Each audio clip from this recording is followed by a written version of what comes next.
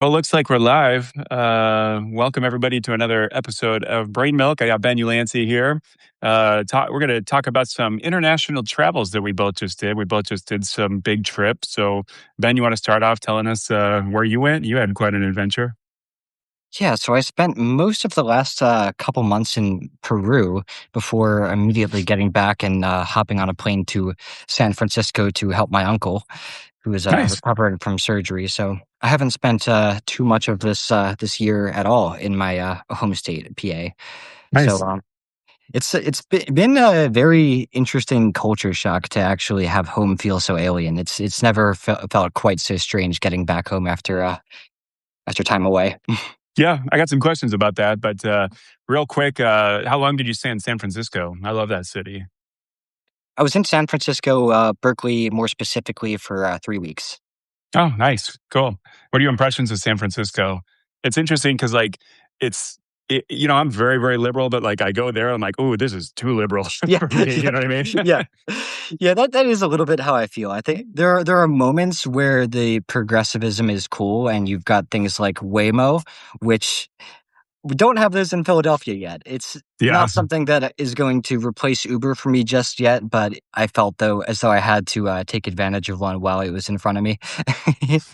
Yeah, And I see them going around everywhere. I've never taken a Waymo yeah, before, I don't think, but it is funny seeing them go around. And I've been seeing like the videos of Waymos getting stuck in like cul-de-sacs, just yeah, going around in circles or they get jammed. C. James Desmond says he'll be there next week, I guess, San Francisco. Have a good trip there.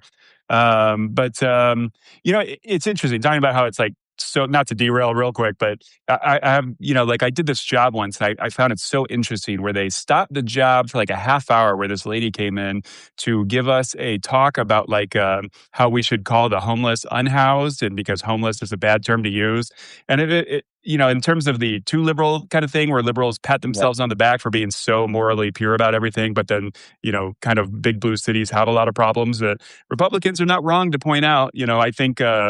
A lot of blue state governance and blue city governance is still obviously better than Republican, yeah. like red state and city governance. But doing that mandatory half hour thing, and it's like I just walked around outside and there's homeless everywhere, and it's like we spent a half hour, feeling morally pure about using this Right. new term, and it's like none of us did a single thing for a single homeless person out on the street. You know?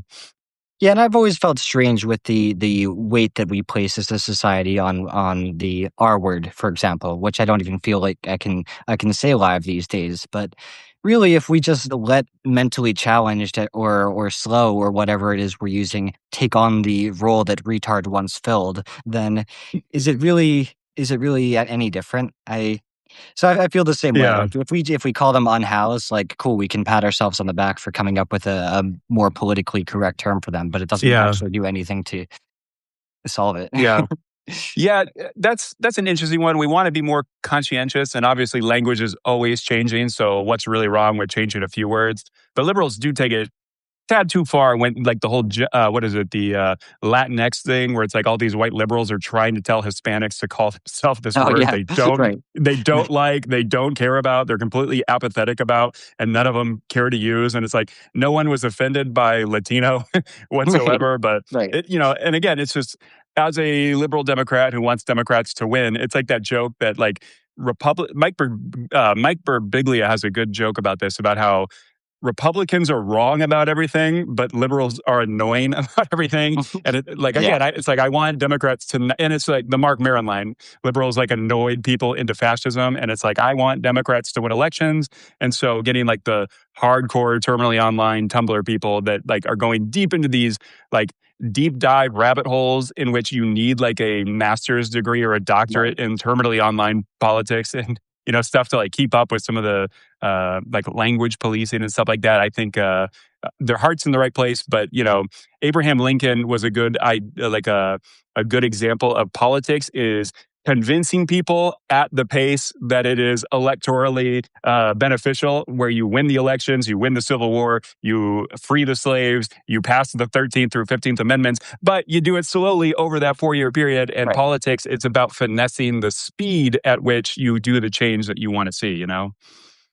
But anyway, segued from to San Francisco, but let's go back. Tell us about your trip. You went to Machu Picchu, right? Or actually, just tell us kind of like about your trip in general. You don't have to start in the middle of Machu Picchu. I'm curious about your whole trip. Yeah, so it's been generally tough so far when people just ask me the broad and understandable go-to question of, "Oh, how was your time in Peru?" Because I went to 7 or 8 different cities, and each one was a different experience with a different cast of characters, and Yeah. I hate to turn on toward cliches about how, oh, transcendent travel is, but it really can be, Yeah, it opens quite your mind. transformative, and it's just it was continually unbelievable to me how much was stuffed into each week, and how each new week, looking back at just 10 days prior, was like, "Oh my god, that's another lifetime." Yeah, and real quick, you are fluent in Spanish, is that right? Am Flu I misremembering that? Fluent is such a dramatic overstatement, and I've Okay, never been so aware conversational. of that as I was in Peru. It felt a Okay. little bit more, serviceable when I was in Mexico, Belize, Costa Rica, but in Peru, it's quite thick. Yeah. Now, there's a little bit of different dialects, kind of, right? I've had many Hispanic friends like joke about the difference in words, and they're always asking, "Oh, how do you say this word? How do you?" And there are like Yeah. a lot of differences, which is kind of interesting. Obviously, they're different countries, different histories and cultures and whatnot.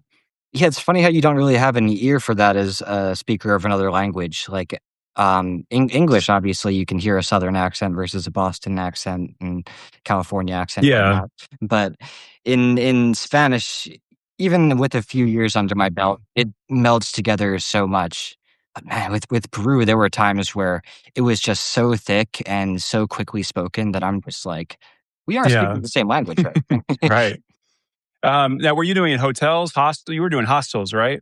Yeah, hostels. Okay. I love hostels, and we'll talk about this a little bit too. I literally just got back like a couple of days ago from a 3-week trip through Scandinavia. So I hit up several cities. I did a road trip in Sweden. I hit up Copenhagen in Denmark, and then a train and ferry from Oslo to Bergen, and checked out both those cities. So I had a really good time. We can talk about that a little bit later. But what are your experiences with hostels? I know, like all the time when I bring that up to people, I guess it's people who have seen the horror movies, the Hostel franchise or whatever, and people are like, "Oh, he's so worried." But like, I have had nothing but great experiences at hostels. You meet other travelers, so it's super safe. Everyone there is just trying to have a good time, like you are. And Yeah. especially when I've traveled alone, I love staying at a hostel because then you make friends, you go do things with them, you go bar hopping at night, and I really love that social friendship that you make with people where there's no jealousy. It's not like your high school friends that are comparing their lives to yours. It's just everyone is like so into the moment and so into you for in like your happiness and their happiness, and everyone's having a good time. So like, I have had nothing but great experiences with hostels. How do you feel about them?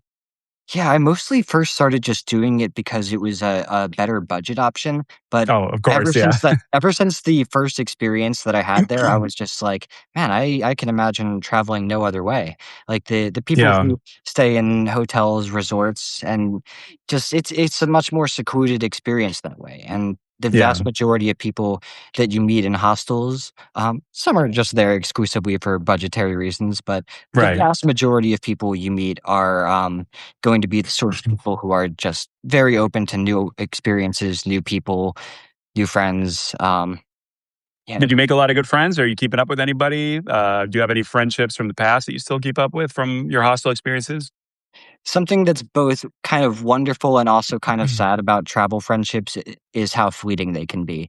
I have kept up with a few people that I've met in Peru, and I have kept up with a few people that I met on my prior trip as well. But most of the time, it seems that no matter how deep the bond you make with other people, it's rare that you actually see each other again and make the Yeah, time yeah, to right, travel right. across the world to Definitely a well, temporary friendship, which is yeah, why I enjoy them so much because it's yeah, yeah. like a little moment in time. It doesn't Um, make them not real. It's yeah, yeah, I will. Yeah, I guess it's hard to really keep in touch with people, but like my college that I went to, oddly enough, was like 45% international students. So I had like one of my roommates was German, and so I had a bunch of friends where, like even to this day, I'll just hit them up and be like, "Hey, I'm coming to Germany," or "Hey, I'm going to Amsterdam or whatever. You want to hang out?" And just people that I haven't seen for like 10 years. I guess it's like yeah, almost like 12 years, 10 or 12 years now. But it's nice to just hit them up and be like, "Hey," and often it's like, "Hey, can I maybe stay with you for a week Yeah. and not have to pay for the hotel?" But then hanging out with them, see their way of life, see the real like authentic thing, hang out with their friends, get like a much more kind of into it vibe. I've met an inordinate amount of people from Germany on my travels, and I'm hoping that this summer can finally be the time where I actually Oh, meet up nice. again with somebody who I previously met. But Take advantage of that. yeah. People are like, "Wow, I could never just do that." Like, but I don't know. Everyone's usually, especially when you're going to a country. Like, I've been to Thailand with a friend, and he took like 2 weeks off work, and we just did a road trip through Thailand together. So fun. But it's like your friendships. You just start back up where you left off. Or I've always found that that's easy to do, and I guess I don't burn a lot of bridges in life. But usually people are pretty excited to see me. Thankfully. But speaking of Germany, though, that's actually probably the country I've been to the most Mm, cities and hung out because of that German friend that I've stayed with twice. And Germany, I always think is interesting because it's the most similar to America. I feel like really? first off, like everybody knows English, so that makes it super easy. Yeah. Germans kind of like Americans more than a lot of other countries, or at least in years past. Maybe we'll get to that in the future. This conversation about like what it's like traveling now that America is so controversial internationally. But yeah, I guess before I can segue into a million things, but with your Peru trip, what were the best cities that you went to, and what would you recommend people going to and seeing? I think that I had probably the best time in Cusco and in some of the neighboring Sacred Valley towns, especially Pisac. All right, what's Pisac. the Sacred Valley? Talk to me Uh, like I'm six because I don't know much about Peru. there are definitely people who could give a much better answer than I could, but my understanding is it's Like a Peruvian? the especially sacred areas in the area around Cusco that have ruins in them, Machu Picchu, Ollantaytambo, a few other famous ones. But yeah, there are quite a lot of small towns in that area, and they've got such a wonderfully quiet vibe. I think in Cusco, it was very cool to see such an established city that was so high in elevation. It was like 3,300 meters Oh, right, above sea yeah. level, and adjusting to that life was very interesting. It was just absurd just getting upstairs even for the first few Uh, days. oh, with like the Yeah. oxygen and Right. everything, and the altitude. Yep. Yeah. Nice. With that valley, are they kind of small, secluded towns? Do they get a lot of tourists because of the like travelers and everything like that? Did you feel like you had a pretty local kind of experience? Uh, Everywhere I went definitely did feel it a fair amount of tourists. I think in some places it was a lot more evident than others. Yeah. Huacachina was this incredibly surreal town that was built around this oasis in the middle of the Ica Desert, and it's just filled with tourists from around the world who are sledding and snowboarding and skiing down the sand dunes, and Oh, cool. it's like there are more tourists than there are locals there. Right, right. That's um, one thing that I guess it just comes with the era or whatever. But like a lot of places you go to, especially big cities where you're just kind of around tourists. Like if you go to Paris, like anything you want to do as a tourist, like all those spots are, it's just it's filled with tourists. It's filled with souvenir shops. All the restaurants are super expensive unless you go like 2 blocks out of the way. Where the tourists kind of don't hang around. So that's one thing. I mean, obviously as a traveler who that's like the one thing I splurge my money on. I'm pretty frugal in all things of life, but I like to travel at least once a year and get out of the country for like at least like 3 weeks or so, or so if I can. But I love when you can have a friend there to show you like the real side of things, and it's not just you're surrounded by busloads of Chinese people getting off, taking photos, getting back on, that kind of thing. it's a funny thing about tourist towns that I've kind of grown to appreciate is that it isn't an experience of the country that you travel to so much, but the fact that you're so surrounded by so many people from so many different places can actually be a pretty wonderful thing in itself. 'Cause yeah, every like, I would have dinner with a Swedish person on one side and a German on the other and an Italian on the Yeah. other, and it's just like, "What the" and That's what I love about hostels is just you meet people from Yep, all around. And I've stayed at many hostels where it's just, yeah, it's like the yep, yep, bartender's Serbian, there's some Canadian girls, your roommates are like from Singapore and yep, Japan, or, yep. it's like, and then you all go to the bar. And a lot of hostels, like I always do pretty good research before my trips. If I'm going to go to a hostel and pick like the most social one, Yep. they'll have like, free beer, happy hour kind of things, or events, or like tours together and things like that. And usually I like to explore during the day on my own, unless I have a friend that like wants to come along. But I'm a person that I walk like 30,000 steps every day when I'm traveling, and I want to like walk every street and see every building and read every sign, and go to as many museums as I can. So that's not everyone's cup of tea when they're traveling, obviously, but I do love to like then end at the hostel, and then like I said earlier, like the like bar hopping just in a city where you're not even from the country. It's like that level of anonymity, and like I could do anything and nothing matters. No one knows who I am, and I'm going to leave and I'll never be back. Not that I'm a problem or anything. I'm not like getting wasted and doing a graffiti or anything hooligan like, but I love that experience. Yeah, what drinking is, or traveling is one of the times where I most wish in life that I was a drinker. I've never really been, huge on alcohol, and it works in my favor sometimes because I've read that the most dangerous situations that people encounter while traveling are when they're drinking, but at the Yeah, same time, that's true. the most fun situations that so many people have are just drinking in foreign cities and Yeah. just I kinda mean, it embracing that chaos. Like, I do wish that I was a little bit more, open to that. Yeah, I mean, I like that it does like in a positive way. I don't ever get wasted or anything, but like the lowering your inhibitions when you're a little tipsy, just around a Yep. bunch of other people. It just the social friendship aspect comes a lot easier when everyone's just Yeah. having a good time.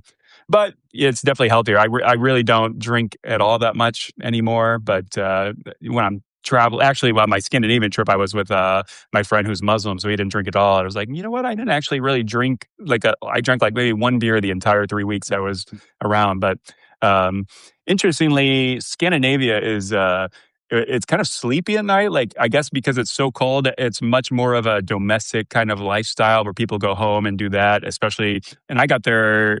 I was just there, so kind of late April, early May, and it was still pretty cold. Especially like the first week I was over there. But I was kind of struck by like all the bars and everything closes at like 8 or 10 o'clock at the latest. And so actually I ended up eating a lot of like doner kebabs because like the only places still open were like run by immigrants living there. But I was just walking around exploring so much. I was like, oh, it's 9 o'clock. I'm starving and I need to eat dinner. Oh crap, everything is Yeah. closed. So I ended up eating like a lot of fast food just because I wasn't really paying attention to the clock. And then but I'm not a big foodie either. I don't like spending a lot of my travel money on restaurants and things like that. So it's funny when I'm like looking at itineraries and like Instagram videos of like places where I'm going to travel, and everyone's like, "Here's how I would spend 3 days in insert whatever city," and it's always like, "I start at this cafe and I get this stuff. I go to lunch at this place and at dinner at this really nice restaurant." I'm like, I would not, that's like $150 right there just like on eating. But I'm totally a person where I'll like go to the grocery store and get like a ready-made sandwich. I'll get like energy bars throughout the day, and then maybe have like one meal that I kind of splurge on a little bit. But I'm never like, oh, here's a Michelin star restaurant. I would much rather spend my money on like the museums, or like taking the funicular to like a tall hill or mountain with a good view or something like that. But I don't know. When you travel, what is your go-to experience? Are you a museum person? Do you walk around? What's your vibe? I would say that I'm not as much of a museum person as I should be. In my own country, in my own language, that's something I've gotten a lot more interested in as I've gotten older, but Yeah. that's not actually something that I made a time to do at all in, Peru recently. The ruins were, uh, pretty cool to me, but not a, trip maker. Um, Oh, really? I am a bit of a foodie. Underwhelming? Overrated? For like the ruins? I would hate to say a thing like overrated. So I would say this trip kind of gave me some perspective on just how arbitrary world wonders are. That's not to say that Yeah, that Machu Picchu doesn't deserve all of its acclaim and deserve to be having buses full of people head up to it daily, but yeah, at the same time, I think that there are so many places that I saw on the trip that were every bit as beautiful and totally undiscovered. For yeah, example, the ruins of Pisac were every bit as wonderful to me, but for some reason just had no one at all there. Like we did the hike and encountered like 2, 3 other people, and there's just this whole city worth of ruins on top of this mountain that's even higher in elevation than Machu Picchu. yeah. Um, What was your experience getting there? Like you said, a hike. I know Machu Picchu has they have like two things where you can do like the short trek or like a week long trek. Like what was that experience like? yeah, so I did the full Inca Trail, and Oh, that nice. that definitely was a pretty taxing experience. It wasn't quite as awful as I feared, but the final leg of the trip, I was our guide had abandoned us for reasons that I'm still not entirely clear on due to due Yeah, to language barrier. yeah. And so it was just me and these 2 British kids who were a decade younger than me, who were just trying to basically race to the top of Machu Picchu as fast as they possibly could, and made that last leg of the trip a slightly miserable experience for me. I think if we had Yeah. paused a little more on the way up and appreciated the Yeah, lookouts, taking a look around. might have been Uh, nice. so the Inca Trail, how long is that? Is that like a week, multiple weeks? Are you stopping at a bunch of cities? How are you staying? Is it all hostels? Were you camping at all? So something that I didn't realize about the Inca Trail beforehand is that there are a lot of different things that are billed to people as the Inca Trail. And so while I signed up for what was called the Inca Trail, and it did at least overlap with that primary segment, it wasn't the like most traditional route that people take. With that, you stay in tents each night and are a bit more out there than we were. We didn't really get put up in hostels or anything, but they were at least like cabins with beds and mosquito nets. Freezing cold water that shoots at you like a jet, but still For a shower, you mean, for something the freezing something cold water? yeah, yeah. Okay. But still something to, call a roof over Fresh your head. Andy Mountain water. Right. Nice. Were Um, you I guess I imagine there's all kinds of trips and stuff. There's probably like a huge tourism industry around all of that. Do you have any recommendations for people who, like me, that would want to do that Inca Trail someday? a lot of people spoke very highly of the Salcantay trek, which is a day longer and a bit more, arduous than the one that I did. I think that I would like to challenge myself, go back to Peru and ultimately complete that one. I think it's one of the first countries I've been to that I'm quite eager to go back to at some point. And also circling back a little bit, one of the very first country I've been to where I really had the experience of just seeing how absurdly far the US dollar can go. Hmm. So it was, yeah, answering your question from earlier about, what I spend my money on while traveling. It was such a great thing with food, how you could get the nicest meal in the city and spend like 20, 30 US dollars, or Yeah, get a perfectly satisfactory meal and spend like sub $3 sometimes. So, yeah. like, ultimately, with housing and everything together, I was still, like, spending less than I do just living back in the States. It was kinda crazy. Nice, yeah. When I was in Thailand, I remember my Thai friend would take us to these restaurants, and like you get like a drink, an appetizer, a whole meal, and the bill is like $1.30 Right, yeah, converted. It's absurd, like, yeah. damn, I could live like a king here. Yeah, Peru isn't even one of the best countries in that regard. It kind of selfishly made me wanna center some of my travels around just how far the US dollar goes in certain places, because it's nice to be able to not spend $5,000 when you're abroad. Yeah. Are you more of a nature seeker when you're traveling? Are you a city person? Do you like to do both? Do you have a preference on either or? It's very cool to see the culture in cities, but in general in life, I'm much more of a rural person. Okay. Yeah, cities can be a Nice. little bit overstimulating. I was surprised that I enjoyed Cusco as much as I did because really not a huge fan of even being in Philadelphia. Yeah. Uh, Real quick, I guess while you mentioned Philadelphia, what do you think about Philly? Like, what do you like living there? I've traveled there a bunch. My brother used to live there, and I'm always struck by like every time I've been there, and I've been doing like jobs, like tour stops in Philly, and it seems like every time I'm downtown Philadelphia, at least a couple people stop what they're doing to just rant about like how rough Philly is, how like how rough the people are. Like one time, like we were doing this. I was doing an ice cream tour, and we stopped in Philadelphia for a week and did a couple like gigs there. And like one time, it was like some city administrator, literally like on his way to work or something, just spent 20 minutes like, kind of shitting on the city a little bit. And I love that story about that like international peace robot that was going Yeah, around everywhere around the right. world until it got to Philly, where like people beat it with baseball bats and destroyed it. And then obviously like the sports riots and things like that. You know, when the Eagles win the Super Bowl and just like they have to like grease the like the light poles and things like that. But Philly goes hard, and like it's kind of fun to be there for a little bit. But yeah, I don't know if I would want to live there. And obviously like what Yeah. you hear about Kensington or whatever that neighborhood there is. Oh yeah. Little on the rough side, but what are your impressions of Philly overall? One of my least favorite recurrent travel experiences is when people ask where you're from and you say Philadelphia, and people will inevitably say, "Oh, Philadelphia, what a wonderful city." And I'm just like, it's. Yeah. So I have some degree of Philadelphia pride. I think there are parts of the city that are wonderful. The food scene is pretty incredible. I love Chinatown in specific. I've hardly ever Yeah. otherwise got a bad meal in Chinatown or the Reading Terminal Market. But I love the Reading Terminal Market. it's That's cool. incredible. Usually, Yeah, I've done that auto show a couple times, working that, and like our hotel is always right across the street from that, and I've stopped there many times for lunch. Every 10-day Philly auto show I work. yeah, yeah. The Um, Reading Terminal Market is a blast. You can just wander that building endlessly. It's yeah, and I love uh, the Benjamin Franklin stuff. I'm a huge Ben Franklin fan. I've read like that famous Isaac Walterson, I think, biography on Franklin. And, in terms of like real quick, the only founding father to sign all four of our original founding documents. So the Declaration of Independence, the Constitution, treaty with France, treaty with Britain.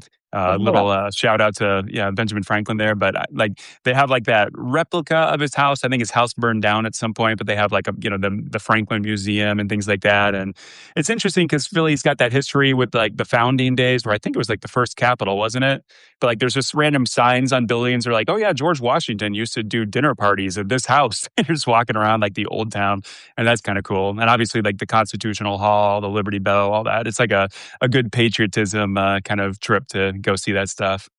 So I always omit this part from the conversation when traveling, but I take a lot of pride in my home district, which there's no chance that anyone I meet in Peru is going to have heard of, and I don't really expect you to have heard of either. But it played a really fundamental role in the Underground Railroad, and Oh, nice. has some pretty incredible history. And even just walking around my immediate neighborhood, there are like 200-year-old structures that are just littered through the woods, and it's Oh, pretty nice. pretty magical little town, and that's a place that I can speak of with more unequivocal pride. Yeah. Going back to your trip, well, I guess real quick, you've been to South America multiple times, right? That's like the place you've traveled to the most. So I guess the continent the Uh, most. Central America 5 or 6 times now. This was actually my first time in full-fledged Oh, South America, okay, though. Yep. nice. What are your standout locations to recommend people go to in Central America? Hmm. It's funny because each new trip, I feel like you learn something that makes each successive trip a little bit easier for you. So I would really love to go back to Costa Rica with some of the things that, or go back to Belize, especially with some of the things that I've learned in follow up trips.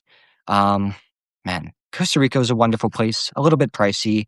Um, Belize, I think, a little bit more difficult for a first time traveler and was a kind of ironic destination for me as a first time solo traveler.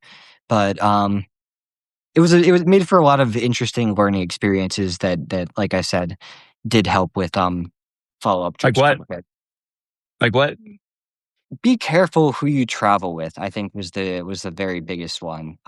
In terms of the friend that you went with, or people you met there, or both? People I met there. Okay. Did you Yeah, get robbed?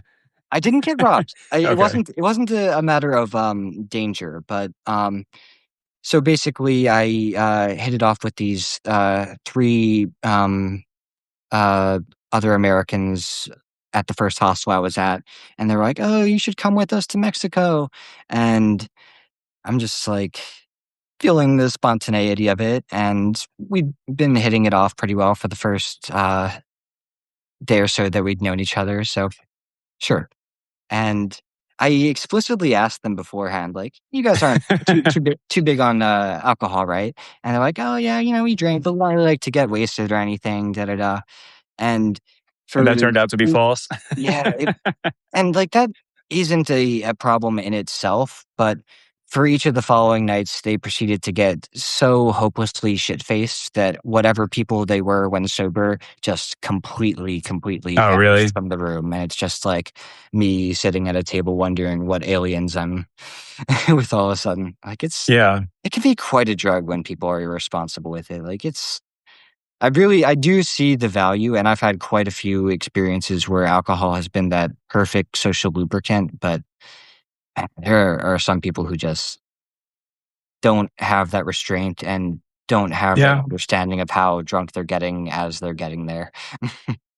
Yeah, and then definitely if you have those personality changes, like I'm, I guess, fortunate. I just get really happy and friendly, but some people really takes them down a dark path, and then some people don't have the control, and then they, yeah, like you said, just get shit faced, and now you're no longer a good accomplice, Yep. on your night out. Um, so, what do you like about Belize? Was it the beaches, the scenery, the nature? Like, what made you go there first? Like, of your first solo trip? It was a spin on a roulette wheel. Oh, okay. So You'll spin the globe and yeah. point? Yeah, how I describe it is, there are probably 100, maybe an upward of 150 countries that I'd like to see before I die, and it's a kind of overwhelming decision each time it comes down to deciding on just one. So that Yeah. I don't think I've ever felt that quite as, intensely as I did before that, first trip abroad, where it was just a whole damn world before me and just, I don't know, that looks beautiful and tropical, let's do Belize. Nice. How many countries have you been to total?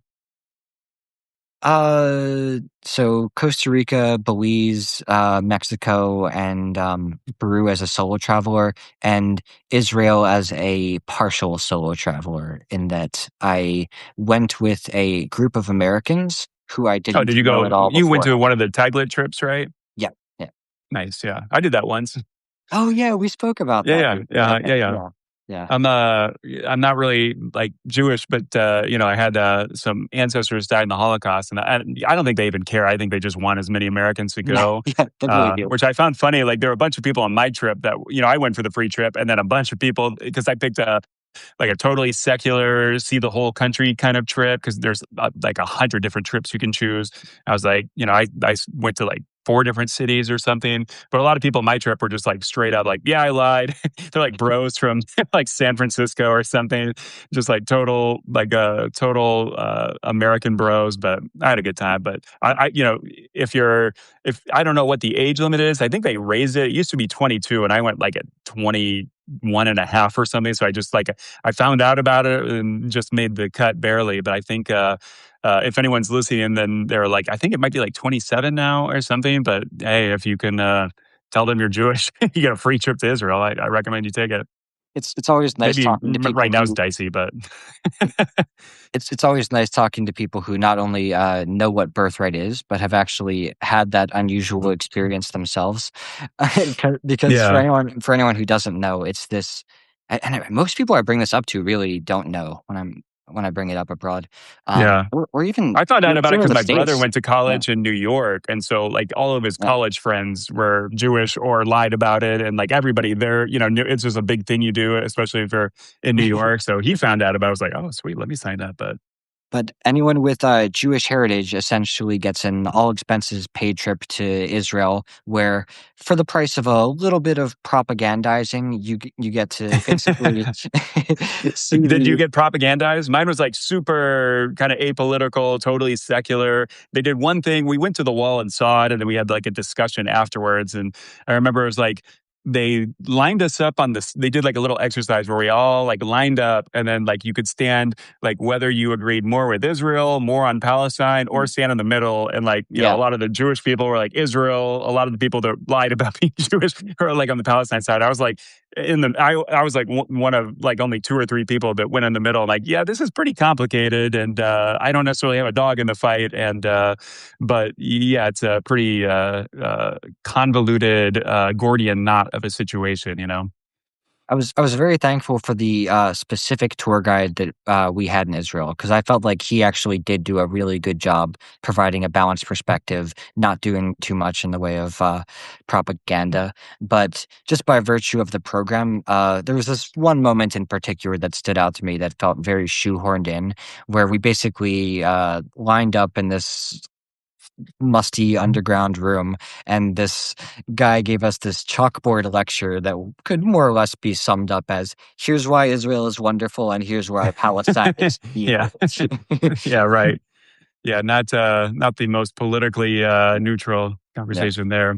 And we were kind of just like rolling our eyes like, okay, when is this going to end, and can we do something cool after this? Like, but Yeah, right. it was- What are your favorite countries that you've been to? Any underrated places that you've been to that you want to call out, or places that surprised you? I had such a wonderful time in Costa Rica. I wish the price weren't such an asterisk, but at times it can be even more expensive than life in the US. Um, Peru was such an incredible place. It's and also circling back, I'm very tangential ADD thinker. It was very funny going from Peru, where everything was so wildly affordable, to San Francisco afterwards, where it's Yeah, like one of the right. most expensive places in the Yeah, entire country, and I'm paying like $10 for my fucking latte all of a sudden. And right. My Scandinavia trip was yeah, pretty pricey. Things are pretty expensive there because, especially Norway, I was surprised Norway is super expensive. I think they have a lot of like tariffs and things to like prioritize like local food and things like that. But I was kind of surprised how expensive it was. Like the museums are kind of, you know, like $12 to $20 depending on which one, but the food and like the coffee is all being, you know, like just a drip, like a black drip coffee. I don't get anything special, but even that was like $7 converted. Like holy cow. Um, but I don't know. It's you know, when you go places, you're going to spend. You know, I'm always there for the experience. I like trying the weirdest foods. I like trying like just the most odd locally exclusive kind of thing. And you know, anytime there's you know an experience that you have to go into, like you know, like I said, like the tall mountain or hills, or like the you know the real famous tourist spots. You know, you got like your first time you go to a country, you gotta do all those. You know. yeah.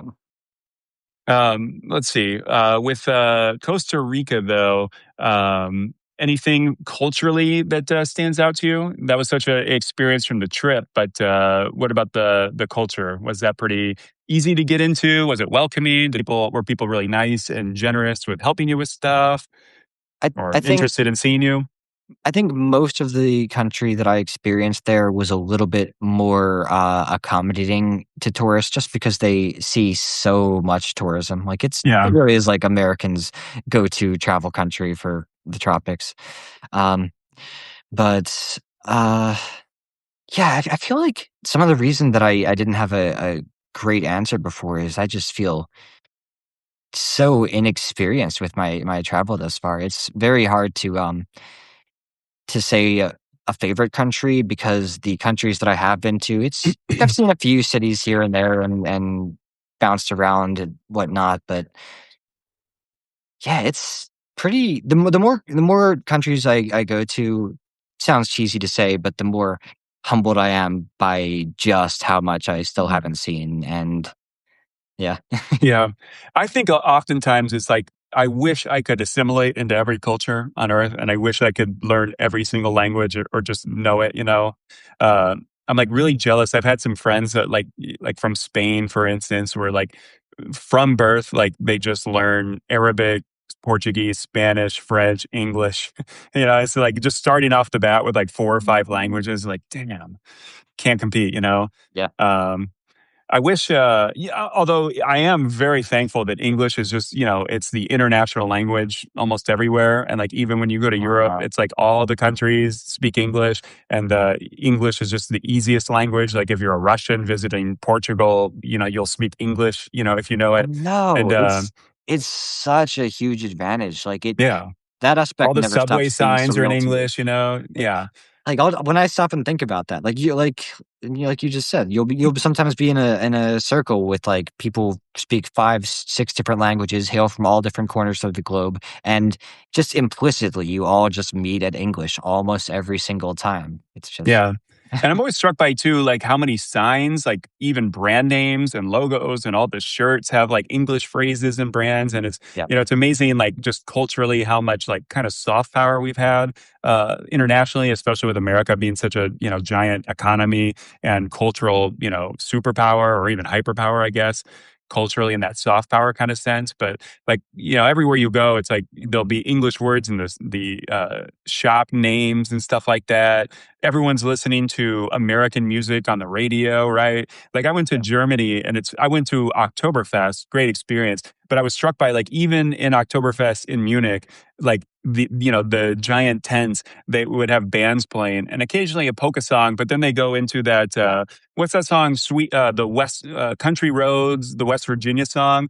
And like just yeah, everybody gets yeah, up and starts, singing it as if it's the national anthem. And it's like, people say America doesn't have culture, but it's like I was in, Munich's Oktoberfest, and like the number one song that everyone got up on their feet for was a song like nostalgic for, rural West Virginia. And it's like, and another thing I do is I'll download on Spotify like the top 100 songs of the country and listen to that while I'm like walking around. And it's kind of cool because one, you see like bands that like oh, I didn't know, like for instance it was like the top 100 songs of all time in Norway, and all of a sudden like I know a ton of these music, like a lot of this music, and it'll be like a Norwegian guy that did some song in the 80s that everybody knows, and it's like you just never knew that guy was Norwegian or Swedish or Danish or whatever.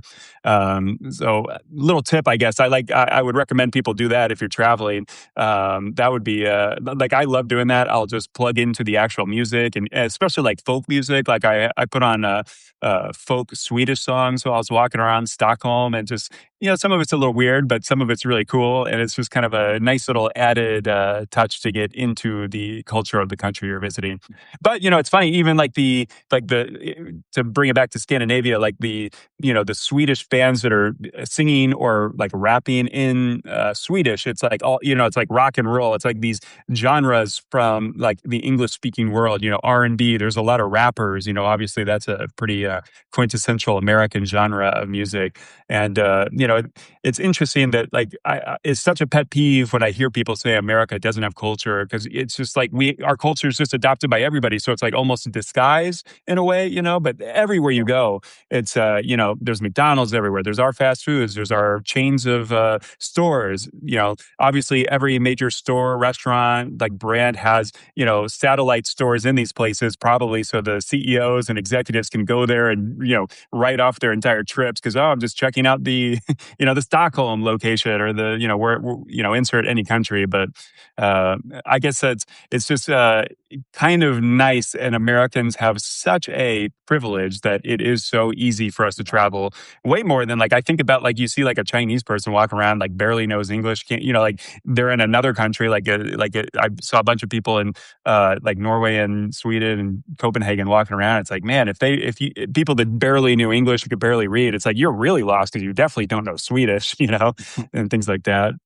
I wrote a piece coming back from Costa Rica called "The Double-Edged Sword of Traveling as an American," about how exactly like you say, it's a huge advantage anywhere you go. That how people almost by default accommodate to us, and you see those English signs, and people speak English, and there are McDonald's and Burger Kings abroad in almost every country, and But at the same time, I think what's sad about that is it kind of detracts from the cultural immersion that travelers of almost any other country would get to experience. Yeah, And that's kind of it's true.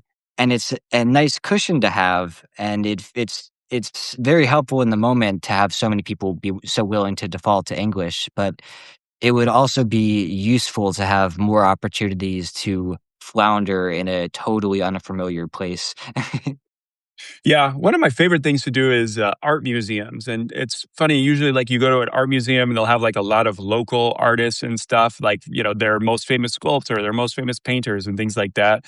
And it's funny how many of like I love seeing, especially in art museums, you see this a lot. But there'll be like kind of stories of like this guy traveled to Morocco in like 1805 and painted all this stuff from Morocco, brought it back. It was a huge buzz when he got back to France or America or whatever country, and it's Yeah. like I'm a little jealous because, like, obviously, way harder to travel, way more expensive, way more risky and potentially dangerous, back then. But you want to talk about like getting immersed into a culture, like all these travel, like Marco Polo that went around all over Asia or whatever, and then went back to Venice and like wrote a book about like these massive adventures that he had. And it's like you kind of can't have that adventure anymore, and like very few people ever really did. But I am a little jealous. It would be cool, Yeah. Yeah, that's another thing that I talked about in a more recent piece, how much you lose out on by being able to so quickly skirt between continents by just hopping on an airplane, and Yeah. it's like, on one hand, yeah, I don't wish that I had had to hike all the way down to Peru in order to have that experience or Yeah, take a by long wagon boat. or something. Right, right. It takes But 3 months to get and there. but at the same time, it's like it feels so deeply unnatural to, okay, board a plane in Lima and get off in Miami slash Yeah, boat. I mean, I got on the plane, didn't sleep, landed in Stockholm, and I'm just Yeah. walking around like, get out of the airport, I'm just walking Yeah. around. It's like, man, that was easy and fast and convenient. When you fly, what kind of a flyer are you? Are you a raw dogger where you sit there and stare into space for the whole time? Do you read? Can you work? Do you watch a lot of movies and catch up on movies you haven't seen? I read the funniest article recently about, raw dogging an airplane. If you just Yeah. if you just Google the term I've raw seen a lot of dogging people do that. It's so weird. It's like, man, you don't even want to listen to airplane. music. Like some people are just literally nothing, just staring at the map the entire time. But yeah, no, seriously, it's like people like challenge themselves. It's like a whole TikTok trend where it's like, okay, can Yeah, I do this 12-hour flight where it's nothing but me versus the seat in front of me, or like just the map of the plane making its way over the right. ocean. Maybe But I'm too plugged into the hustle culture, but like, man, that is a waste of time in my mind. I really like working. I bring my laptop and I will work when I flew home, I literally worked for like 8 hours straight. I just get so zoned in when you can't move. You're just in a teeny tiny seat. And for me, it's like the most focus for my ADHD brain that I can possibly have. And I get really productive, thankfully. the way one influencer spoke of it was like time at a fucking ashram. Yeah, I guess. I guess it's like meditating the You whole just time or yeah, no, something. exactly. You just have to turn off your mind, and it's like you're just talking about what an Yeah, exertion it is to be so completely empty-headed throughout those right.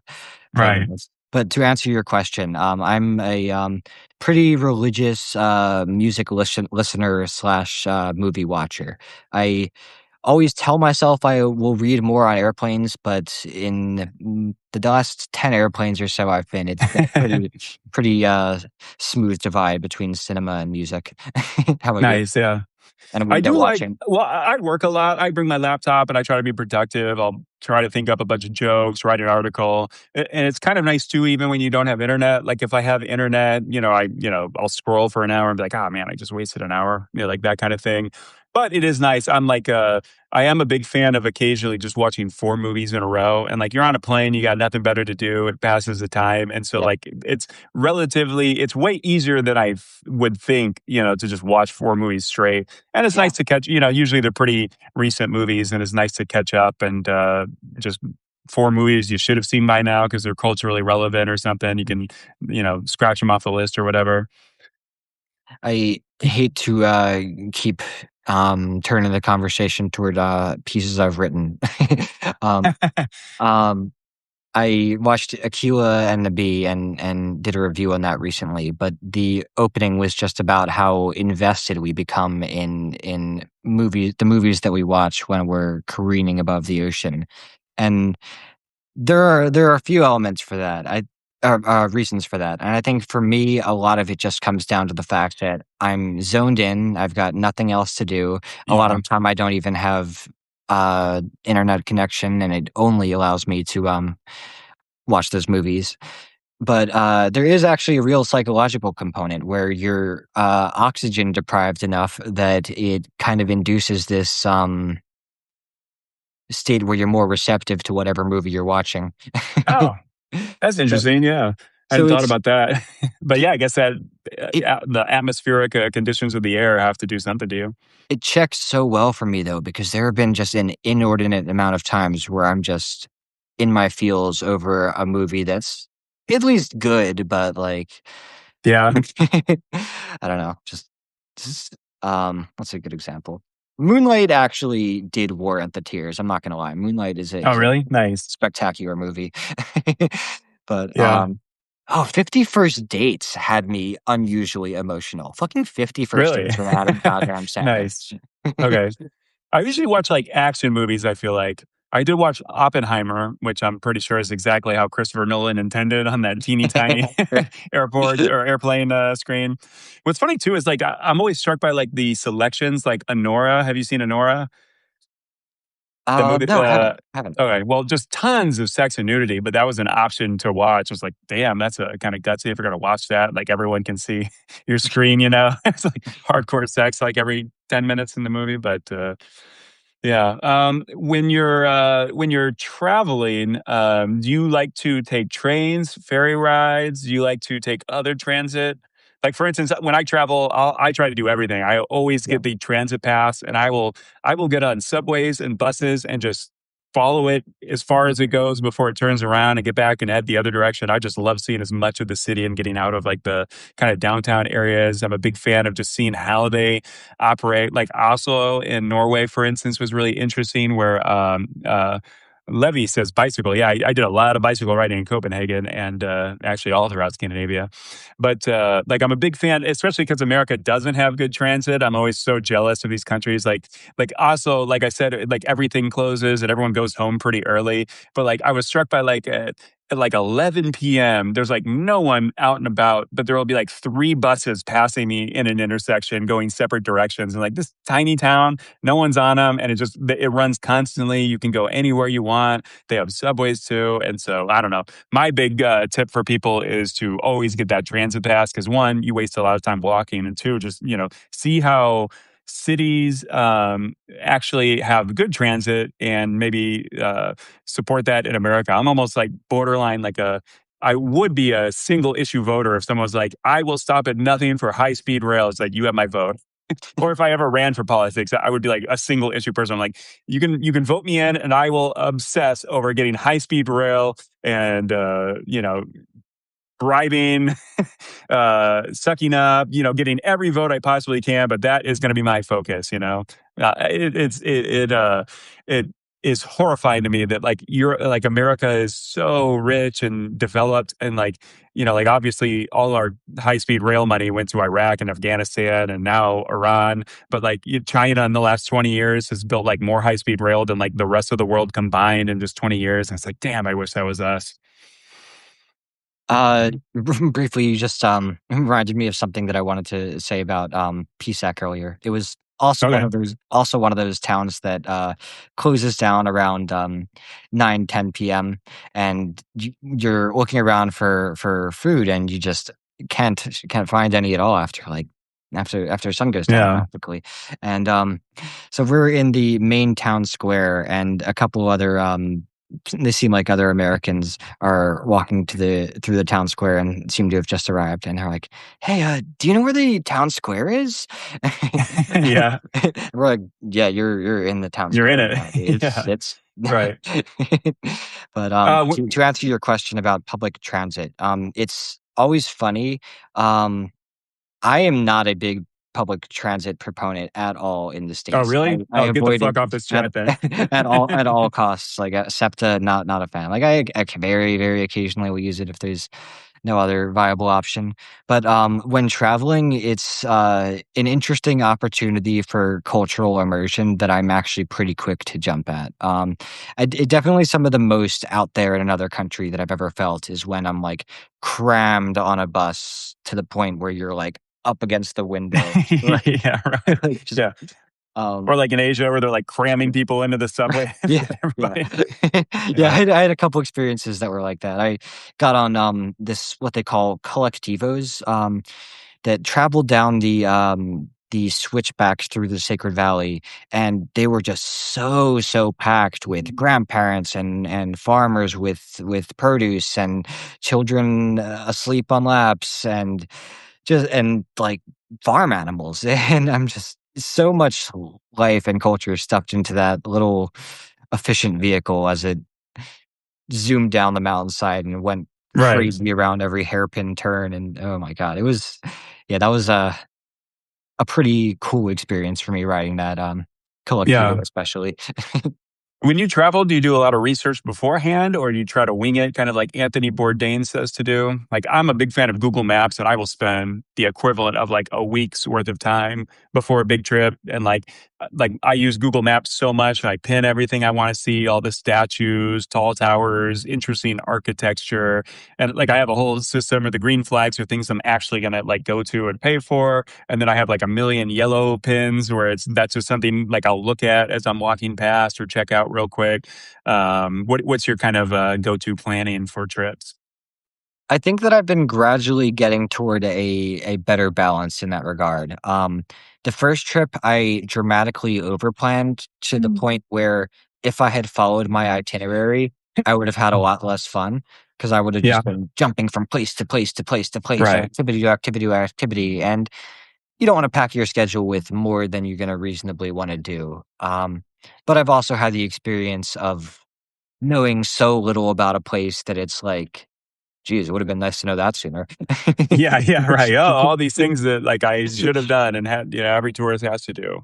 Yeah. Yeah, I definitely would do that for like if I go to a place a second time. I'm really good about just playing it by ear, walking past a bar. This looks cool, or a restaurant or whatever, things like that. But it kind of depends too. Like if I'm going to a new city, like a big city like Stockholm, Copenhagen on this recent trip, like there's just so many things to see and so many museums to go to.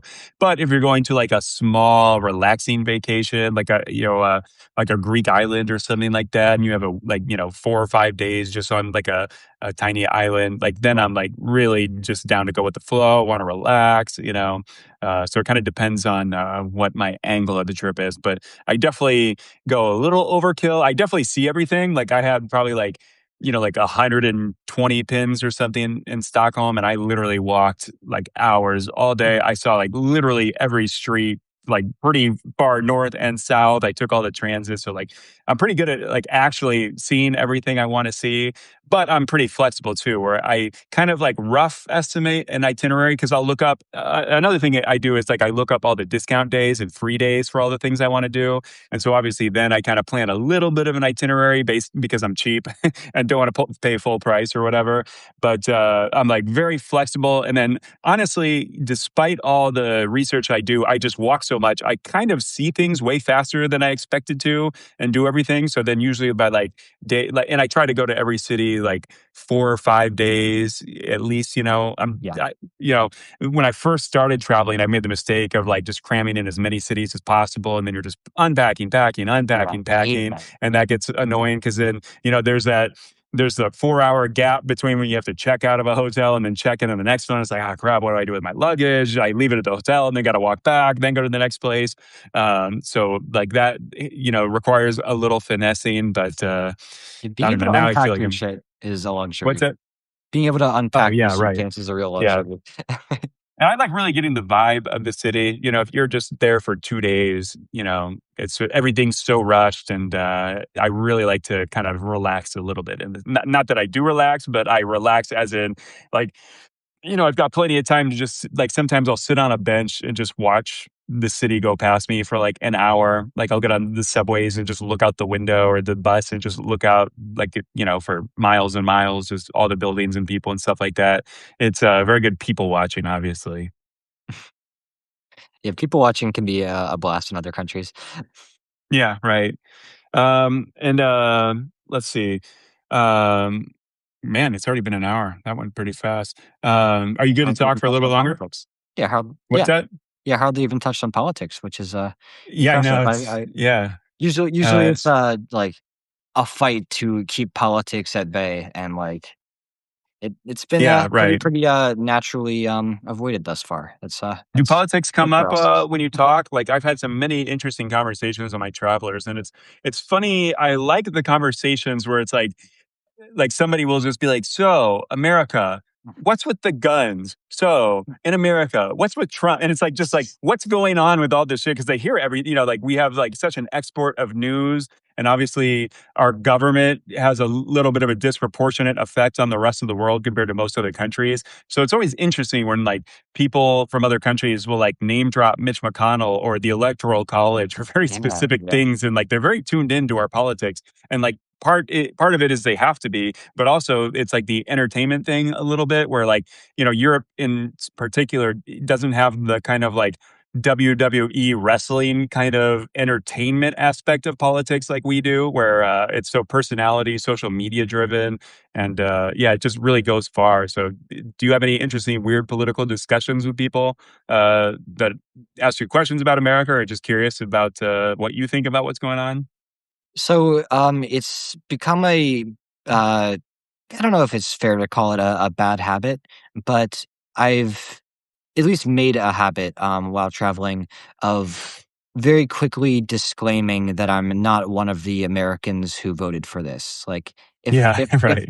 if we're having the conversation of oh, where are you from? I feel like I have to say more than simply, oh, I'm from America, end of discussion. I feel like Yeah. it's I'm from America and also I'm not crazy.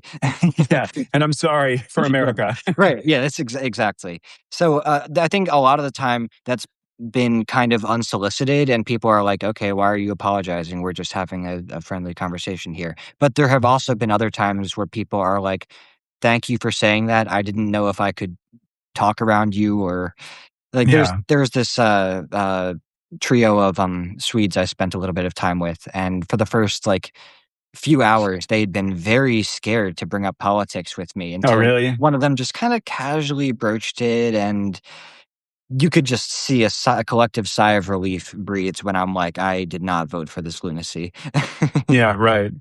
I in Scandinavia, I actually had a few conversations on trains and stuff, and I took a ferry from Copenhagen to Oslo. That was like an overnight ferry, and so like a couple of conversations I had with them, like older Americans, and obviously, I think if you're traveling internationally, you're probably a little disproportionately liberal and Democratic leaning anyway. But it's funny when you have those conversations with other Americans where you're just kind of like ranting for a Yeah. little bit about like how Right. insane everything is. And I met this couple from I yeah, I think they were Danish. Yeah, we were heading to Norway, and so they, again, they were just super tuned into American politics. But they were just talking about, like you just get into that like ranting phase a little bit of just everything's fucking nuts, and can you believe this? Can you believe that? And it's like we kind of agree with everything, but it's just like that conversation of, oh my god, can you believe this? That kind of thing. Yeah, I got a lot of that too, where every now and then people would just be like, "So, what's the deal with, UFC at the White House?" Or, Yeah. did I read that right? Yeah. Are you attending? Are you going to the UFC fight, by the way? Oh my Uh, god. is there anything that stands out in your mind about like when you go to other places? But it's like America is the greatest country and we do everything right. But then you go elsewhere and you realize like, oh, the siesta that Spain, a lot of Mediterranean countries do is really nice. The transit's cool. Like different customs that are like better that America has. Anything stand out kind of culturally or socially that you wish you could like make a thing in America? Oh man, so many good answers that I feel a little bit blindsided even.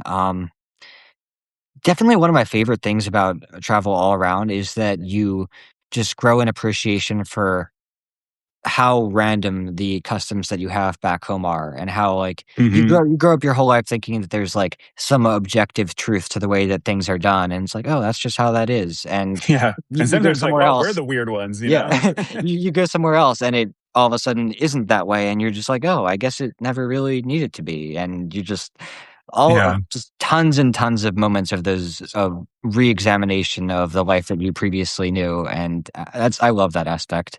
Um, and as far as individual components, oof, yeah, I have a tough time giving a good answer there. So many. Okay. I'm always struck by serving. Like when I first, like the first time I went to Greece, I was like still serving in a restaurant. And I remember going there and it's just like, in America, you work for the tip and you make no wage basically, and it's Yeah. all on tip. So America, like as an Yeah. American server, you got to be such a suck up and play the part and kind of provide entertainment and like wait on them hand and foot.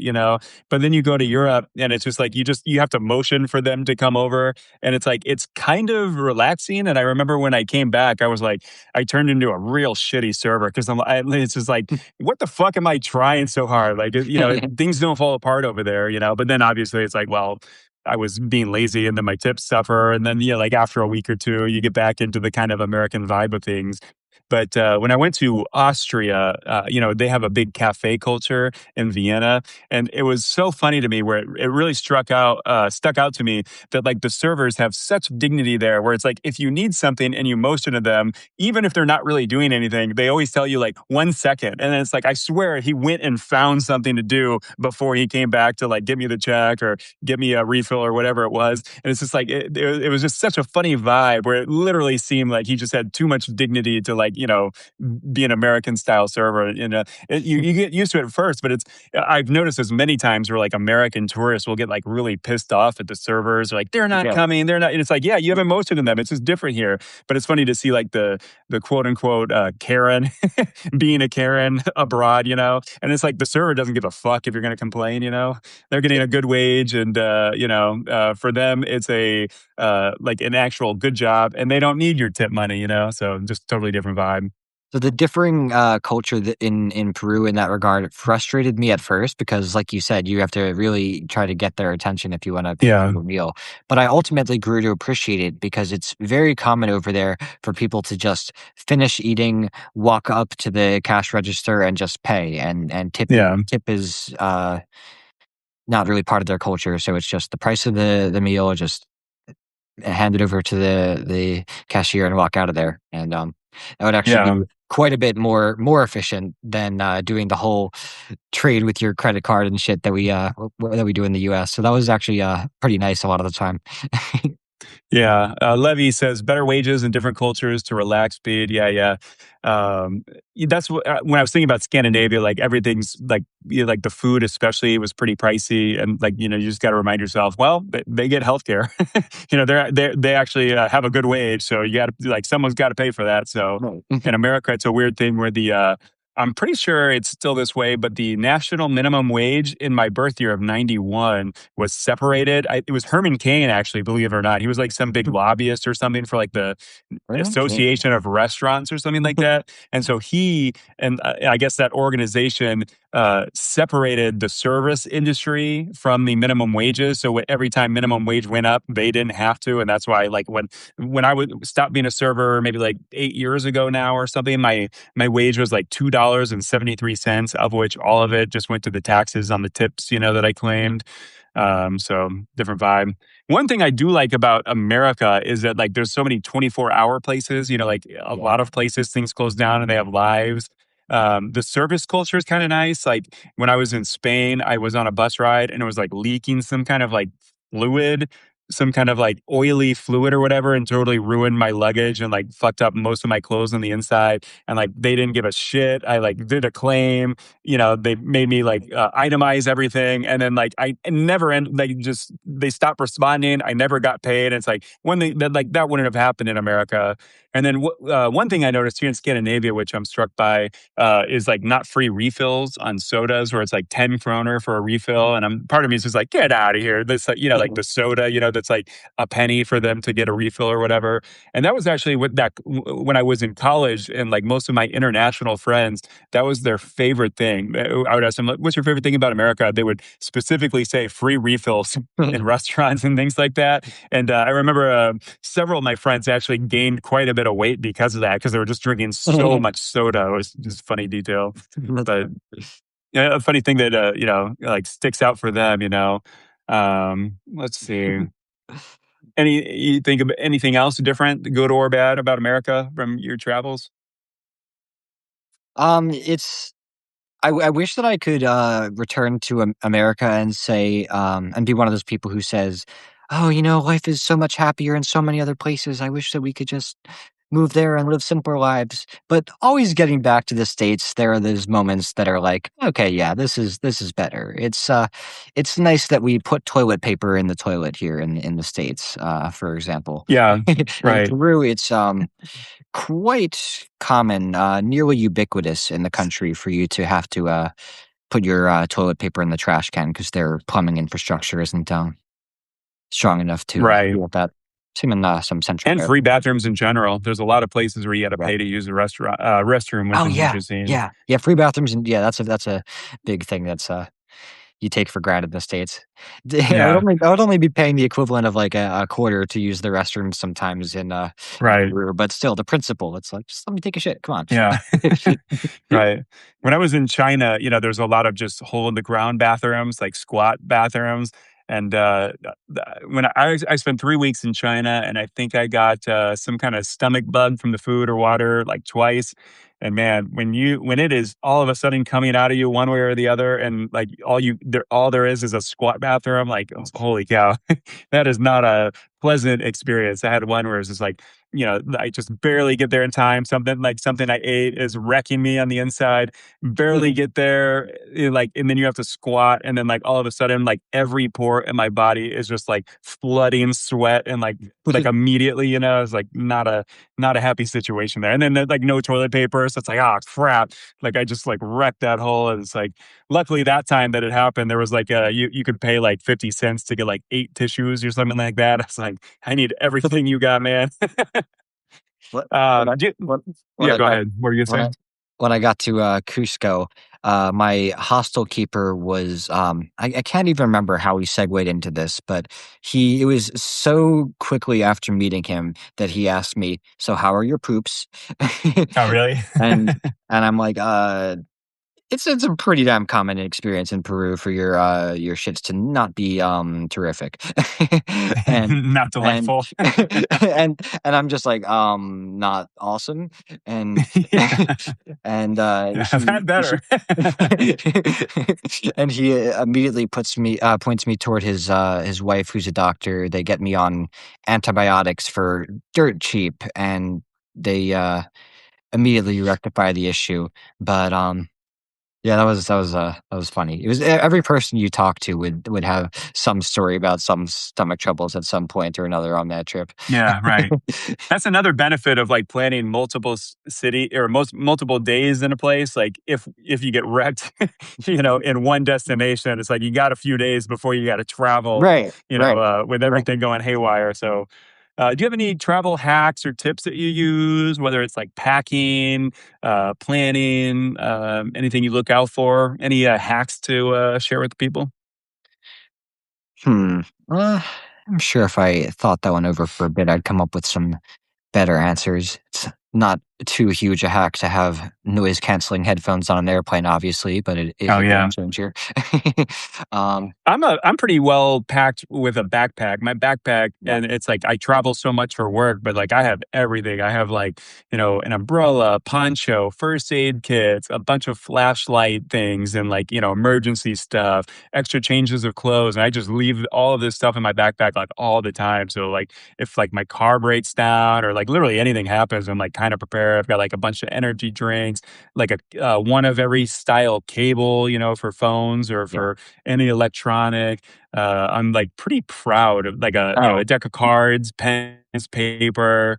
I'm pretty the proud of how prepared I am just generally. the answer to your question, or one of the answers to your question, was right in front of you. It's been Oh, hanging, nice. There you go. dangling from my phone throughout this entire live, and keeping my phone alive. But yeah, it's basically it just has all the cables that you could need. They're just conveniently built right into it, so you don't need any ports. And That's pretty cool. yeah, this I love this thing. I had this on a few trips now, and each time it has been one of the most prominently used items. Yeah. One thing I like to do is I think changing socks pretty frequently when you're traveling, like at least once a day. Like you should be wearing two, especially like me when I'm walking 30,000 steps every day. It's like, yeah, halfway through the day, I definitely need a change of socks. And it really makes you feel better, just like cleaner feet. I like packing cubes a lot for traveling and keeping things organized, especially when you're in and out of like places a lot, packing and unpacking. I like to be realistic about shoes, like just every shoe needs to be comfortable, like especially when I'm like more of a urban explorer, I'm not bringing any like fancy shoes. It's like I need this is a utilitarian. And Yeah, then obviously like as a guy, like the shoes are pretty big. I think girls can get away with it a little easier with smaller shoes, things like that. But sometimes you see like, girls will have like two different pairs of heels on like a trip. It's like, okay, that's excessive. I had a short-lived love affair with alpaca socks, and I thought that Yeah. they would forever revolutionize the relationship between my feet and their protectors. but Yeah. sadly, alpaca socks they rip pretty easily. What's incredible about them is that they do not get gross at all. Like I literally wore those socks for like 10 consecutive days at one point and they were still fine. Like Oh, nice. it's a little bit gross to say aloud. Like I've never once had that experience with another sock in my life. Like usually Well, it's like the socks polyester good for socks that half a most of day us and then wear. it's pretty putrid. But Yeah. I could not believe what I was seeing with those alpaca socks. Seeing or smelling, not smelling. Yeah. Are there any trips you got or dreams that you're planning, thinking about, daydreaming about? What's your next trip? I still haven't been to Europe, so that's something I'm looking forward to. Um, Yeah, you got to go to Europe. I, It's pretty good one. I'm hoping to see another solar eclipse, and there's going to be one in Spain this summer. How about you? Oh, really? I am going to go to Croatia and Budapest in Ooh, August. nice. That'll be Oh yeah, fun. And that's going to be more of a relaxing vacation. yeah. So I've got a lot of points. Like on Easter, like last year, I got a $1,200 voucher for a flight for it was Easter Sunday, and they needed to kick like 17 people off the flight because like my small regional airport I was flying into was doing like construction on the road or something, and so like the plane needed to be lighter to like stop faster or something. And just I was like, hey, I'll volunteer. Like I didn't. I was it was already Easter Sunday, so I didn't have work the next day. I was coming home from a work trip. So it ended up being like I got a flight 2 hours later, but the guy just like I don't know if it's maxed out, but he was just offering $1,200 right off the bat. So I was like, hell yeah, like I'll even stay overnight for that. But like it ended up being just 2 hours. But the flight, like they needed like 17 people off and like four people volunteered. And the flight, I wasn't really, I passed by a little bit later and the flight was there. I was like, man, how long is it going to take to kick people? Like it can't take off. People got to get off. But I was like, yeah, $1,200. So anyway, I got a free flight there. And then I travel so much for work. I got like a whole bunch of hotel Marriott Bonvoy points. So another tip, always do the apps, be on the Bonvoy, all the loyalty things, get all the nights. Uh, I like Marriott a lot, but I have like the status now where I'm lifetime gold and I'm 2 years away from lifetime platinum. So I'm like pretty amped about that, with all the little perks like, late checkouts and bonus points on the credit cards, things like that. I have like several credit cards for the airlines. So you get like United and American, I get Yeah, free yeah, yeah. checked luggage, which is nice, because that really adds up like 30 or $45 a flight. So I recommend that if you travel a lot. Just to anybody listening. But yeah. So you said Spain would be your next trip. Any specific city? Is it eclipse based, or are you trying to see anything in particular? I have done so little in the way of research into Spain that Yeah, it's a Okay. wash right now, but it'll be fun to start doing some preliminary planning Yeah. if that actually works out. I recommend Granada. That was my favorite place in Spain. I did a trip where I went to Madrid, Barcelona, Granada, and Sevilla. Sevilla was very beautiful too, but Granada is like the best like medieval old town. And then they have the Alhambra, which is that like Moorish giant mountain castle fortress thing. That's just really beautiful. And so Granada, I really recommend if you got time or interest. Yeah, yeah, perfect. Yeah. The food's kind of interesting there too. They have the paella, which is that like big like Yeah. pot of like rice, and it's like their jambalaya kind of. But that was pretty good. And I don't know. I like Spain a lot. The architecture is really cool. You know, it's nice. You walk around and they're just filled like full cafes everywhere, and everyone just has like a slower pace of life, which is nice. But like a lot of Mediterranean places are like that. I spent a lot of time in Greece, and it's hard to come back from Greece because everyone's so chill and laid back there. You know, they don't have a whole lot of money, but they're just more relaxed, like maybe because of it or in spite of it. And obviously, Greece with their debt problems, there's a funny thing where it's like, oh, I'm already 10 grand in debt. What's 10 grand and $4 for to have a coffee? You know, it's like they have like that lifestyle that's just so chill. And so that's always like a shock coming back to America after a few weeks in Greece and like getting back up to the fast pace of American life. It's always a little kind of sad when you get back at first, you know. Yeah, I didn't get a lot of culture shock initially arriving in Peru, ironically, but getting back to the States felt a little vertigo inducing. Yeah, and it kind of makes you think like everything you hustle for in life. And it's like, well, no one was doing it there, and nothing's going haywire. You know, Yeah, everyone's a little more chill and relaxed, and everyone's not obsessing over how like all this showy sports cars or clothes or name brand stuff. You know, that like is so big in America. right.